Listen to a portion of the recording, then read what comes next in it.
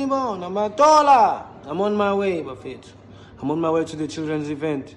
Lisa Sophistas. I'm coming. Hey, that's it.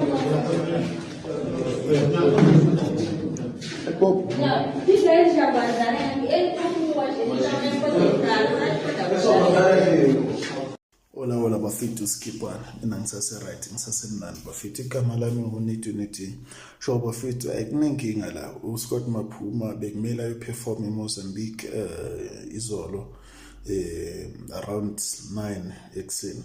So uScott Maphuma wafika eMozambique namhlanje nge-2 ekuseni 3 am.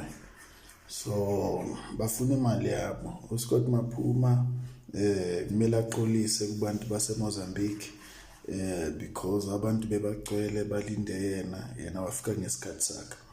So nawa manje ziyamkhalela ngara eMozambique. Yabona uScott Attitude udelela nabantu baseMozambique, abantu bakhokhela imali zabo bafuna ukumbona kanti yena akazingeni usa-celebrate ikare nedlala awuzeke. Hello Mzansi, welcome to Mkosasa Mzansi. If today is your first time visiting this channel, please do the right thing and click the subscribe button, and also don't forget to smash the like button. We are trending once again. uScott Maphuma ngemva kokuthi aboshwe lapha eMozambique. So uScott Maphuma bebambokile ukuthi ayo-performa mhla ka-1 June ngo-9 ebusuku.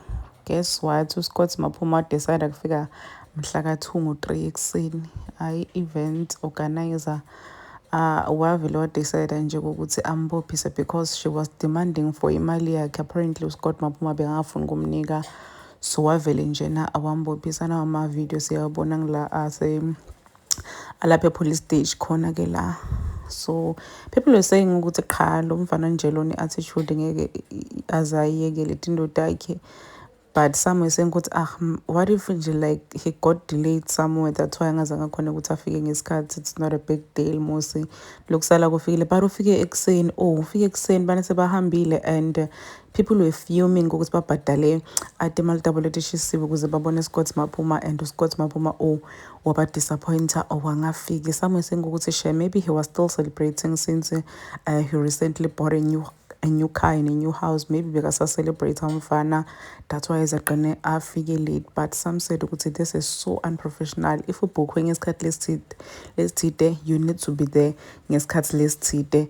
And it makes us wonder ukuthi i-team yakhe ithini uScott Maphuma, because i-team yakhe ngeyile kufanele organize tikhathi ibone ukuthi ikhathi adeclash dofika ngesikhathi. But if afika kuma-events bambhukhe ngo-9 ebusuku or efika ngo-3 ekuseni the following day, that's weird. Please do comment what you think below down in the comment section. Don't forget to hit the notification bell.